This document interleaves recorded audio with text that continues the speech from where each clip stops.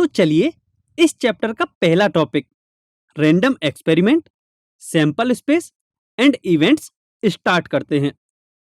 ये सभी terms probability में काफी यूज होते हैं। इस टॉपिक में हम यह सीखने वाले हैं कि रैंडम एक्सपेरिमेंट क्या होता है, इसके बाद सैंपल स्पेस क्या होता है एंड इवेंट क्या होता है। तो चलिए अब हम अपना पहला कंसेप्ट स्टार्ट करते हैं, जिसमें हम ये सीखेंगे कि रैंडम एक्सपेरिमेंट्स क्या होते हैं। इसे हम कुछ एग्जाम्पल से समझते हैं।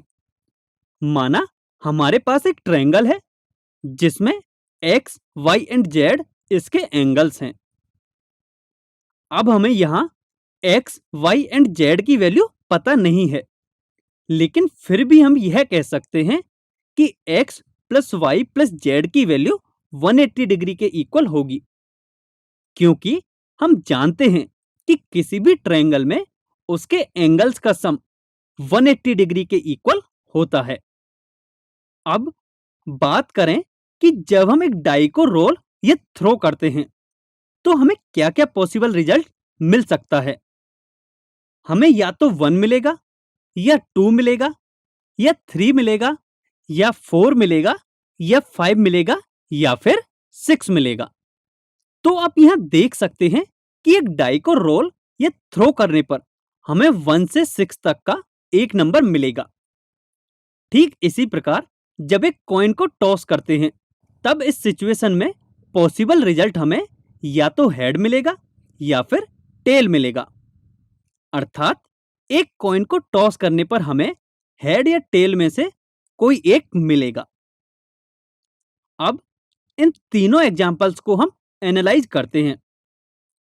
फर्स्ट में हमें एक्स, वाई एंड जेड की वैल्यूज पता नहीं होने पर भी हम यह कह सकते हैं कि x plus y plus z is equal to 180 degree होगा। सेकंड में डाई को थ्रो करने पर हमें 1 से 6 तक का कोई एक नंबर मिलेगा। अर्थात यहां हम श्योर नहीं हैं कि हमें एग्जैक्टली कौन सा नंबर मिलने वाला है।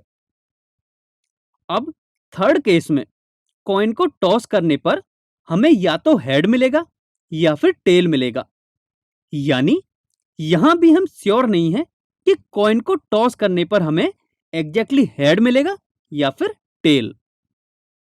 तो ये जो लास्ट दो एग्जाम्पल्स हैं वो रैंडम एक्सपेरिमेंट के एग्जाम्पल्स हैं, क्योंकि इन दोनों में ही पॉसिबल रिजल्ट्स एक से ज्यादा हैं एंड जो भी रिजल्ट हमें मिलेगा उसके बारे में हम एडवांस में कुछ नहीं बता सकते। सो इन दोनों कंडीशंस को सेटिस्फाई करने वाले एक्सपेरिमेंट्स रैंडम एक्सपेरिमेंट्स कहलाते हैं।